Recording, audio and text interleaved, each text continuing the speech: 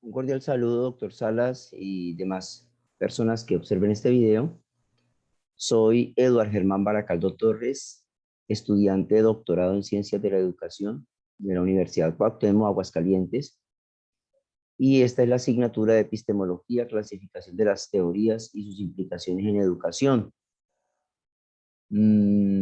Digamos que este video se estudiará algunos conceptos que tienen que ver con la epistemología clásica, y el propósito principal destacar los aportes que ha hecho esta disciplina filosófica al conocimiento científico. Para poder lograr este propósito, estudiaremos la epistemología y algunos conceptos que son inherentes a ella, entre los que encontramos conocimiento, la ciencia y la investigación científica. Y al final de la presentación se harán algunas conclusiones a modo de reflexión. Bien. En primer lugar, decir que la epistemología es la teoría del conocimiento, filosofía de la ciencia, ¿sí? Y es importante también decir que para el investigador sobresale digamos, esta rama de la filosofía, porque justamente trata de la ciencia y el método científico. Esto en relación con la comunidad científica, porque el investigador no está solo, ¿sí? Y el proceso de investigación tiene como fruto nuevas teorías, las ciencias y la solución de problemas. Y esa solución de problemas y esas teorías y esa ciencia justamente se validan en la comunidad científica. Y ahí lo importante de esta presentación. Bueno, en primer lugar, decir que la filosofía eh, como concepto es complejo de delimitarlo, pues ni los mismos filósofos se han puesto de acuerdo para, digamos, encajonar este concepto en una definición concreta, pero lo que sí podemos decir, lo que sí se puede decir de la filosofía es que se trata de un sistema de concepciones sobre los fenómenos, sobre el entorno, es entender el entorno, dar una explicación, digamos, racional, objetiva a él.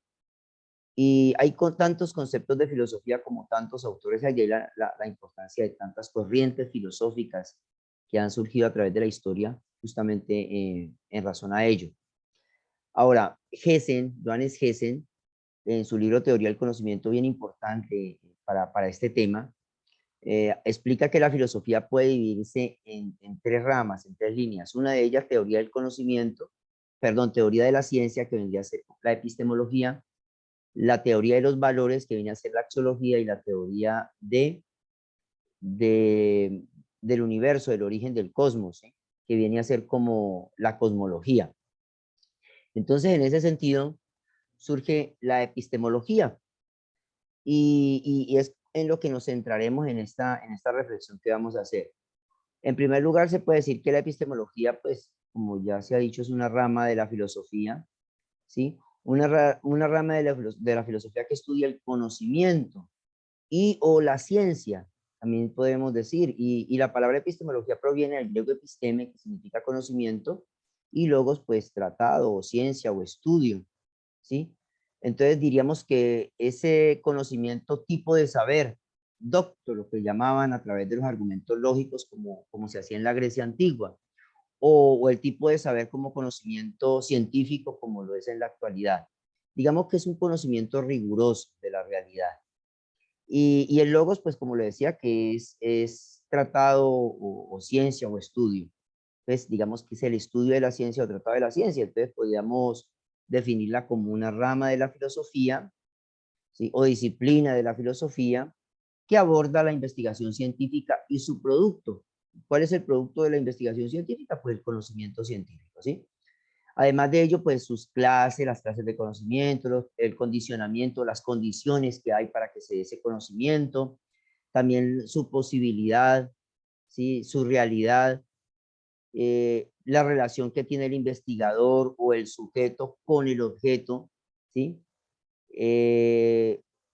Bueno, también esta epistemología es conocida como la filosofía de la ciencia, y digamos que como en conclusión se ocupa de la definición del saber, de los conceptos que hacen parte del saber, de las fuentes, de los criterios, de las condiciones, bueno, todo tipo de conocimiento posible y el grado con el que cada uno de ese conocimiento resulta cierto, resulta válido. Bien, y para hablar de epistemología, necesariamente se deben abordar tres conceptos, y es el concepto de conocimiento, ¿sí? Es el concepto de ciencia y es el concepto de investigación científica. Bien, en cuanto al primero, para abordar el conocimiento, bien interesante hacer como una revisión de los antecedentes históricos, porque esta pregunta de cómo alcanzar el conocimiento es una pregunta que siempre se la ha hecho el hombre a través de la historia. Siempre se la ha hecho el hombre a través de la historia y es una pregunta que cada época, cada reflexión filosófica de los filósofos de cada época, pues les han dado respuesta. Tal es el caso, por ejemplo, de los filósofos presocráticos en la antigua Grecia, ¿cierto? Donde los presocráticos inician desde la observación y luego pasan a la argumentación racional y lógica de la realidad para explicar el origen del cosmos. Estos filósofos pues buscaban cómo dar respuesta a lo que encontraban a su alrededor, de dónde viene el hombre, cuál es su origen, y entonces cómo se alcanzaba la verdad, cómo se alcanzaba darle una explicación verídica que satisfaciera el conocimiento fuera de estas concepciones anteriores que eran míticas y religiosas, pues a través de la razón, a través de la observación y la argumentación racional.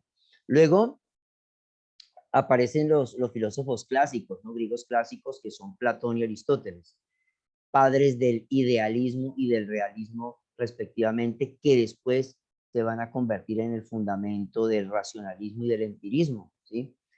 Bien, digamos que son importantes porque son la base del pensamiento y son la base del conocimiento, la base del conocimiento que es lo que nos interesa en este momento. Luego de los filósofos griegos aparece la ciencia del Renacimiento.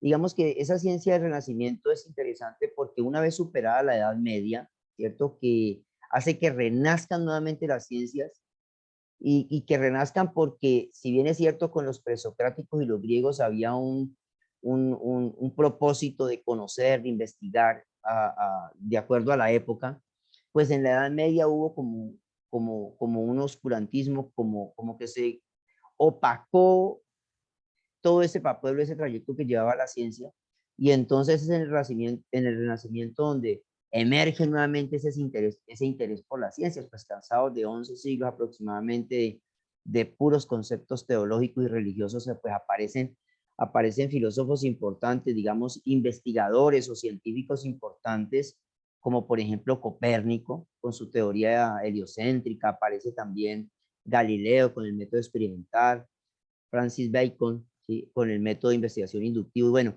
y una característica de estos filósofos del Renacimiento bien importante en la que todos convergen es que todos hacen uso de procesos científicos, ¿sí? Involucran la observación, involucran la hipótesis, involucran la recolección de datos y sobre todo las evidencias empíricas con las que sostienen sus teorías. De ahí la importancia de este momento histórico del Renacimiento.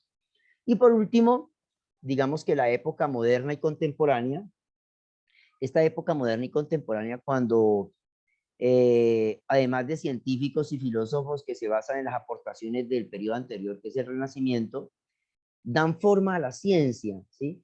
Le dan como orden al método científico, digamos que estandarizan eso, dando como resultado valiosas corrientes filosóficas, teorías, leyes científicas que promueven el desarrollo intelectual, ¿sí? El desarrollo técnico y sobre todo el desarrollo tecnológico del ser humano hoy.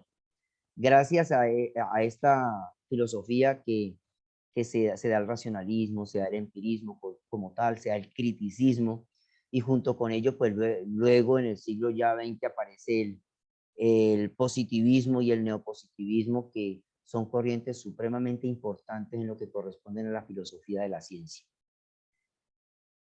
Bien, lo que es el conocimiento. Bueno, para hablar de conocimiento, digamos que el hombre puede transformar su entorno gracias al conocer. O sea, eso le da la posibilidad de transformarlo, de organizarlo, y de hecho lo ha logrado.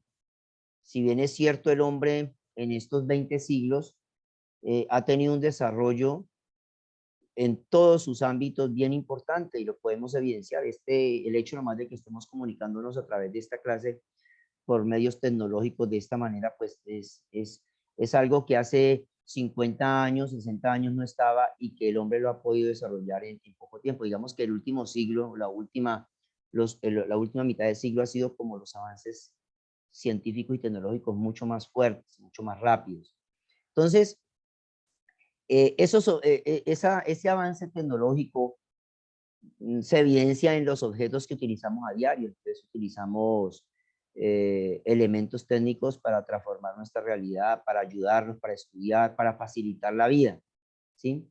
Entonces el conocimiento de la realidad, el conocimiento lo vamos adquiriendo a través de nuestros sentidos, vamos teniendo como unas imágenes, unas representaciones mentales, ¿sí? Que se organizan adoptando forma de creencias o de convicciones, y eso lo podemos comunicar a los demás a través del lenguaje. Pero todo esto se logra, ¿sí? Todo este proceso de conversión, de información, de los sentidos, etcétera, se logra en uno de los órganos más importantes que tiene el hombre para el conocimiento, que es el cerebro, ¿sí? Todo gracias al cerebro. Luego, el cerebro entonces es un órgano vital que, digamos, lo genera conocimiento. Pero la pregunta, ¿cómo se logra ese conocimiento dentro del cerebro? Y la respuesta pues es compleja, porque no existe precisión de qué procesos se llevan a cabo como las interconexiones neuronales o la dinámica que se da para llegar al conocimiento. De eso ni los mismos científicos y con la ciencia que hay, como lo mencionaba anteriormente, ha podido lograrlo. Sin embargo, lo que sí se sabe, o lo que sí se puede describir, es la fisiología del cerebro. También se puede hablar de su desarrollo y de su evolución. Y también se puede decir que es en la neocorteza del cerebro a ver, es la base del pensamiento, ¿sí? Se dan elementos o habilidades como la comparación, la comprensión del hombre, el poder inferir, el poder deducir, el poder sintetizar, el poder analizar. Bueno, todo eso, darle sentido a lo que los sentidos perciben, ¿sí? Eso se logra a través del cerebro. Y también el cerebro nos da los sentimientos, nos da lo racional que tenemos, ¿sí? Nos da lo emocional. Por eso es tan importante este órgano en el proceso de pensamiento. Ahora, podemos decir entonces que el conocimiento es un proceso mental que tiene como propósito generar ideas, generar conceptos, fundamentado o gracias a 4 elementos importantes que no nos podemos olvidar. Y el primero de ellos es la facultad, que es el hecho de poder razonar, ¿sí? La facultad es la posibilidad de poder razonar el ser humano. Tenemos la actividad, ¿sí? Que es la capacidad que tiene el ser humano para generar ideas, para generar conceptos. Digamos que es como la puesta en marcha de las habilidades del pensamiento, gracias al deseo, a la voluntad y a la libertad de la persona. Bien, luego viene el resultado. ¿Y cuál es el resultado? Pues justamente los conceptos, los juicios, los raciocinios, el pensamiento como tal. Y esto se logra gracias al lenguaje, que puede ser oral o escrito, ¿sí? Como lo decía anteriormente, y es un instrumento que le da forma a esos conceptos y ideas y que los puedo comunicar a los demás. Bueno, ahorita sí la ciencia. Digamos que así como la filosofía, también la ciencia tiene muchas concepciones, muchas definiciones.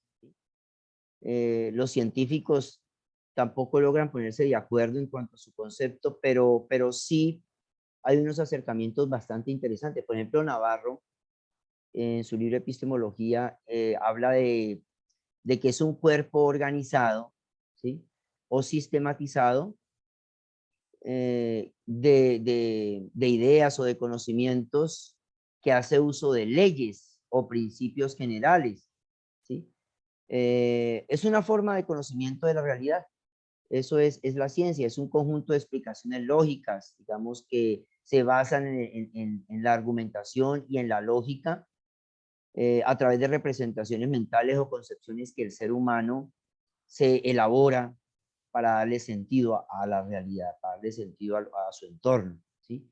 Entonces, digamos que es eso, es una forma de conocimiento de la realidad. Y tiene unas características importantes.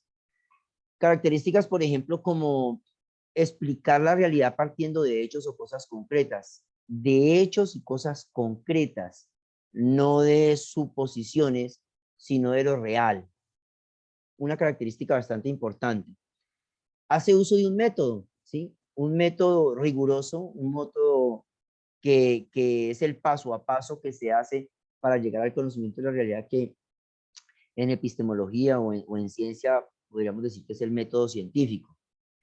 Busca darle explicación a las cosas, darle sentido a los fenómenos de todo ámbito, no solamente humano, físico, social, político, cultural, etcétera. Todos los ámbitos, es buscar darle explicación a las cosas, darle sentido, entenderlas. Y por último, tener una determinada concepción del mundo que se desarrolla bajo condiciones históricas y sociales muy concretas, porque mira que cada época, cada época va avanzando y la ciencia no es estática, sino que la ciencia es dinámica, y de acuerdo a las necesidades sociales e históricas que se estén dando en cada momento, pues así mismo son las soluciones, así mismo avanza la ciencia.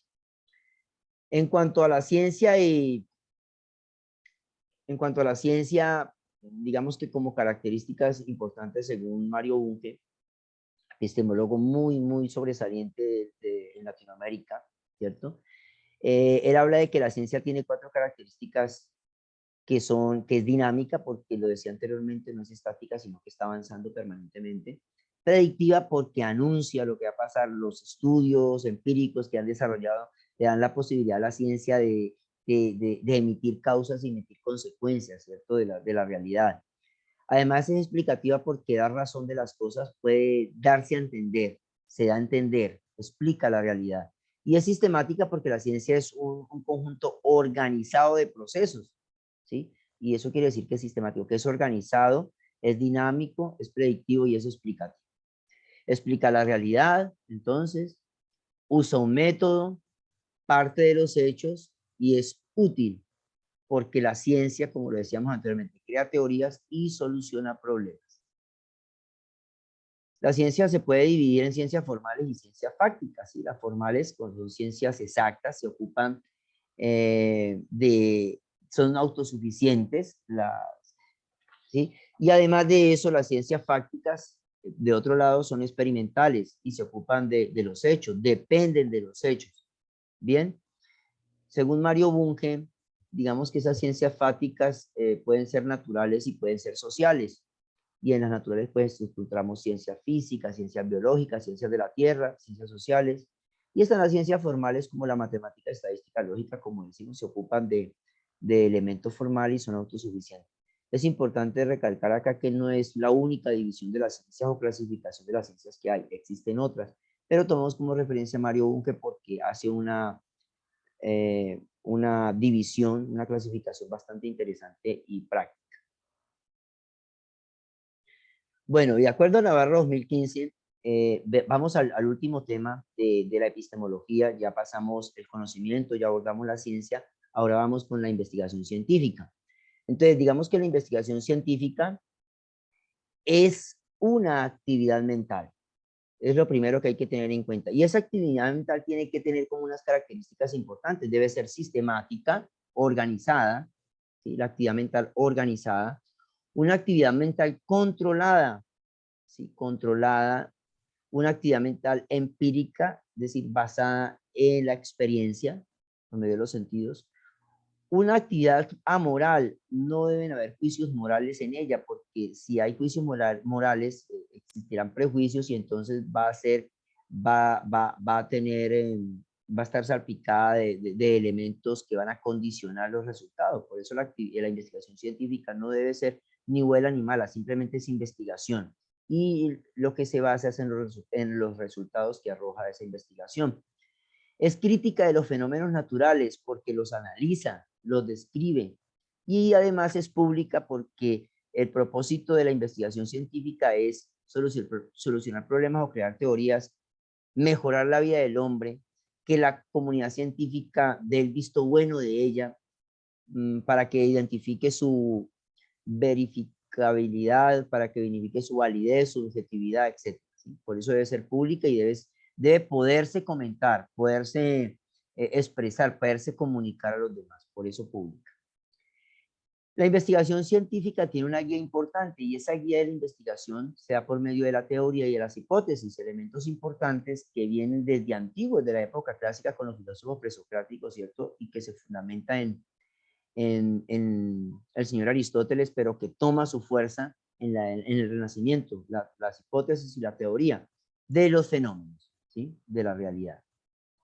Además, tiene unos propósitos. La investigación científica, ya lo decíamos, producir conocimiento, resolver problemas, hacer teorías, hacer ciencia, producir teorías.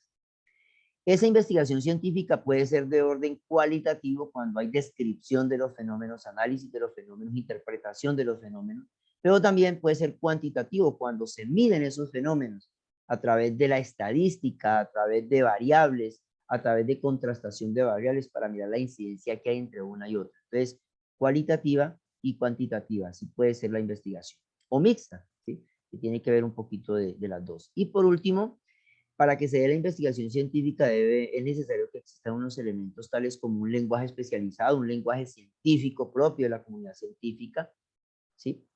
Para darle rigurosidad y darle objetividad a la investigación. Debe comprender la epistemología, es decir, estos conceptos que estamos mencionando, que hemos mencionado hoy en esta presentación, pues tenerlos claros. Debe existir un método científico, un método de experimentación. Y por último, debe hacer uso de la estadística como elemento importante para darle validez, ¿sí? La parte matemática, lógica, es los resultados, llevarlos a unos elementos estadísticos para poder dar verificabilidad de lo que se investiga. Bien, como conclusión, me gustaría compartirles, a modo de conclusión, un texto de Mario Bunge, de la ciencia, su método y su filosofía, y a continuación permítame leer un trozo muy breve de este libro, para que sea como la conclusión de este trabajo tan importante que hemos desarrollado en esta clase tutorial.